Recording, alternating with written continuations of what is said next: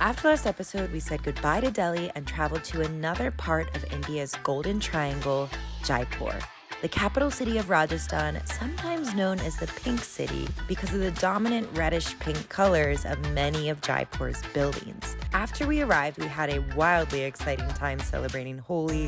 If you haven't seen that episode yet, we'll link it in the video description down below.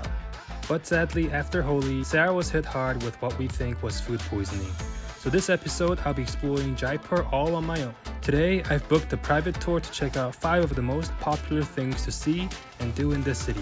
Let's go. And our pickup is in 30 minutes, and so I'll have to get ready for that. It's very busy today. It is, yeah.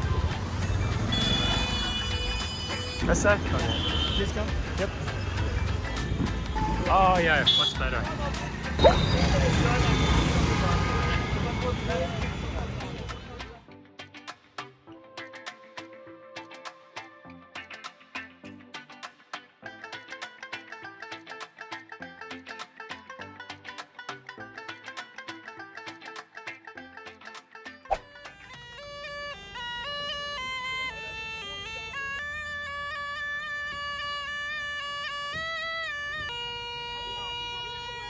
Come.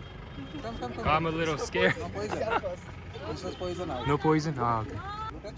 Oh, no thank you, nothing. Just see.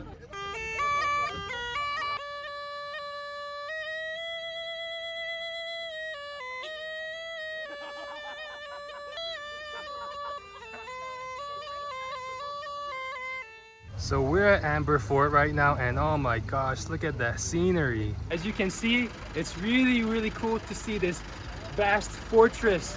I was told this is one of the oldest hill fortress in the world. So it looks like there's a castle-like building up in the top of the hill.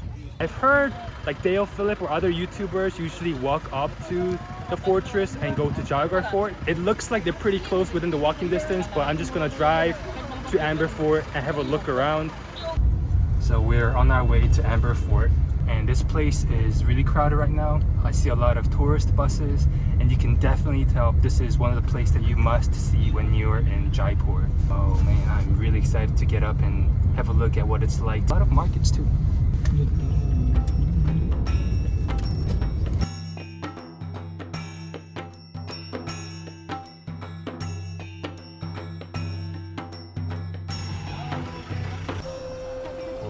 Stop. Well. Oh, okay, Yeah. stop. Oh, okay. It's very pretty. Yeah. So I'm right in front of the Amber Fort entrance right now, and I have here what it looks like kind of a pond area where there's water out down below, and there's like a wall, a stairway down to the pond. Don't know what this place is really used for, but it looks really pretty. Have a look.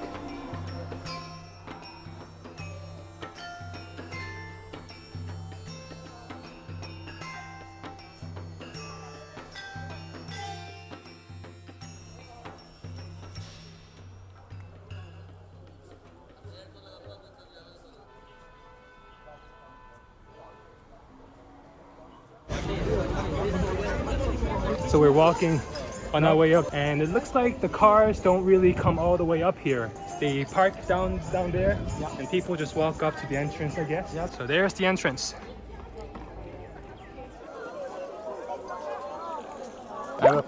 This is the gate. It's called by the Sun Gate. Sun On Gate. your right side, there's another gate. It's called by the Moon Gate.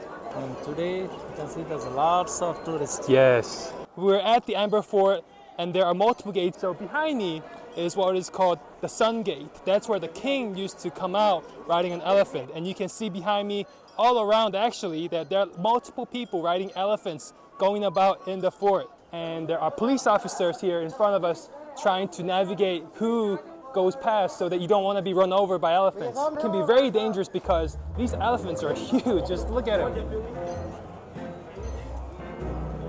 They are ginormous. Oh, are you okay? Oh, they're spraying water. All right, did not get crushed by elephants. Let's cross the gate like a king. Oh, there's a giant. Don't hurt me. Hello. You see the size of those elephants. Oh my goodness.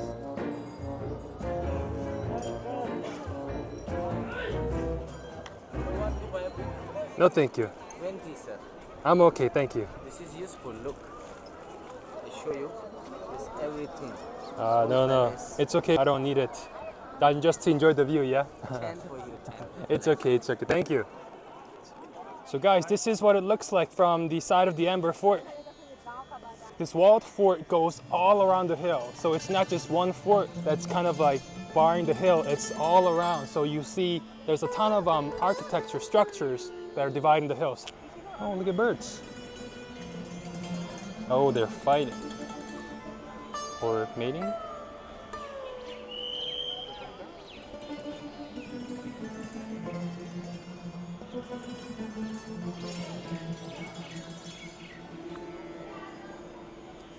So I really wish Sarah was here with me today so we could both enjoy this nice scenery together.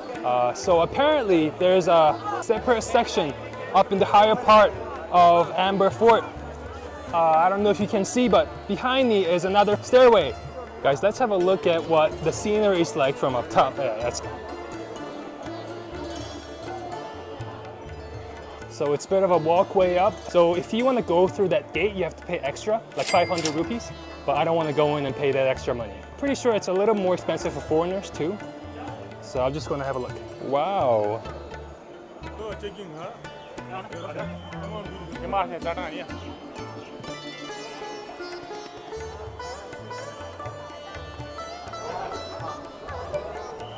So I noticed it's not just foreign tourists that come in groups. Indian tourists come here in big groups as well.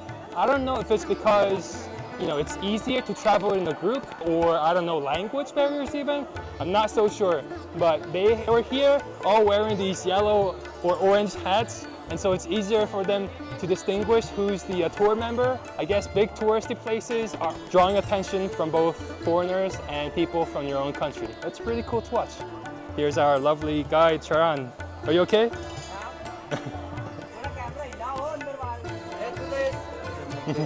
Just saw some Indian high schoolers making some TikTok videos. Yeah. In America, all teenagers do TikTok. So today is a Wednesday, it's not weekend. I guess today is the day after Holi, so everything was closed yesterday. And I'm assuming that's why today we have a lot of people coming in to see the fort. So this is a monkey tree. Yes. What exactly? Yeah, the Amber Fort monkeys, yeah? Yeah. You shouldn't pet them, right? Yeah. So everyone wants the monkeys.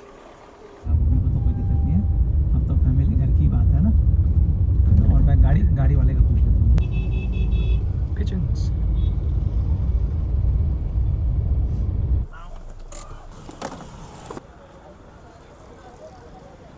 Oh. Pani puri.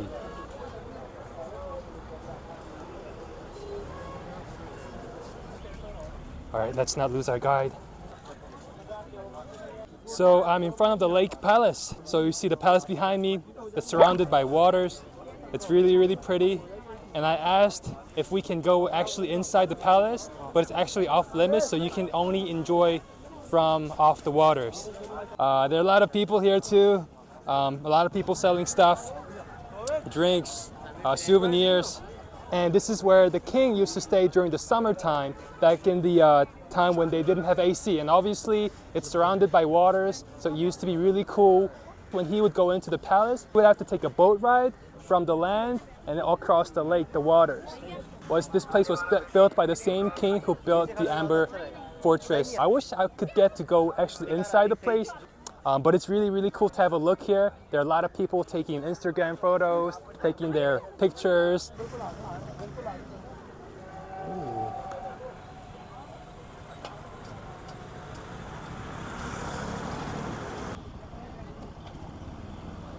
Just a random cow in the streets. Oh wow, it looks like a palace. We displayed here silver jewelry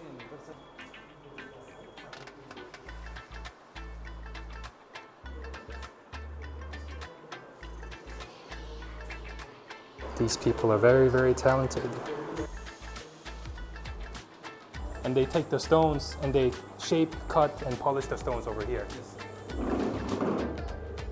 Blue sapphire. Blue sapphire, Ruby. ruby, emerald. Very beautiful. It's very blue. That's ruby, right? Red. Ruby. We divide in these stones in small pieces according to the quality. Then we use this stick. Because the size of the gemstones are so small, it's impossible to make by hand. So to hold a stone, we are using this stick. The top part of the stick is made of wax. By the help of the fire, he fixes stones. Right now he's doing shaping, then he'll make a faceting on the gemstones. Then by the help of the second plate, which is this one, this is especially for polishing this.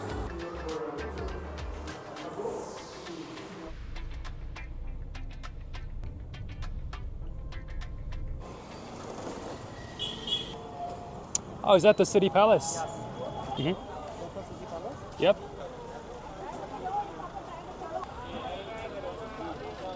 Hello everyone, so we're at another place in front of the city palace, also the Jantar Mantar. So to get inside you have to pay 200 rupees as a foreigner, and so my guide has gone to get the tickets.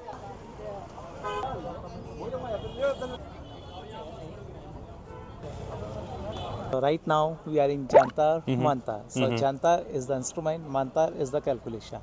And Jantar Mantar is an observatory. Same like as this, we have the 5 Jantar Mantar in all over the India.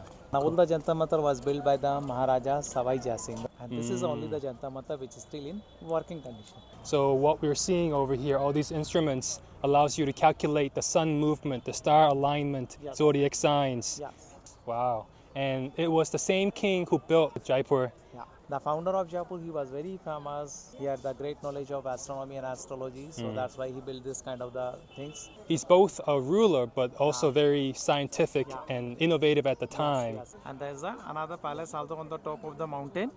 That's called by the Nahargarh Fort. Mahargarh Fort. Yeah, basically that is the hunting lodge of king.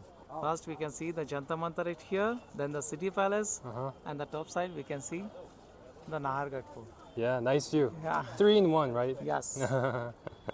Hello everyone, I am in Jantar Mantar. It is a place where they show ancient artifacts that they used to measure time and other kinds of measurement. And I had a look around. It was a really cool place. It's really interesting to see their skills in engineering. I have to say though, the biggest thing that I'm surprised by is the sundial, which is right behind me over there. There are sundials in Korea too. What I find that the most interesting is that it is so accurate. So apparently Jaipur has its own way of calculating time, at least back when the sundial was created. They now have an Indian standard time, and so it's slightly different. I heard you have to add about 30 or so minutes, but you can still use the sundial to get the correct time. So guys, behind me is the sundial again. I'm gonna try pronouncing the name. If I get it wrong, let me know, but I'll give it my best try. It's called Dhruv Darshak Patika.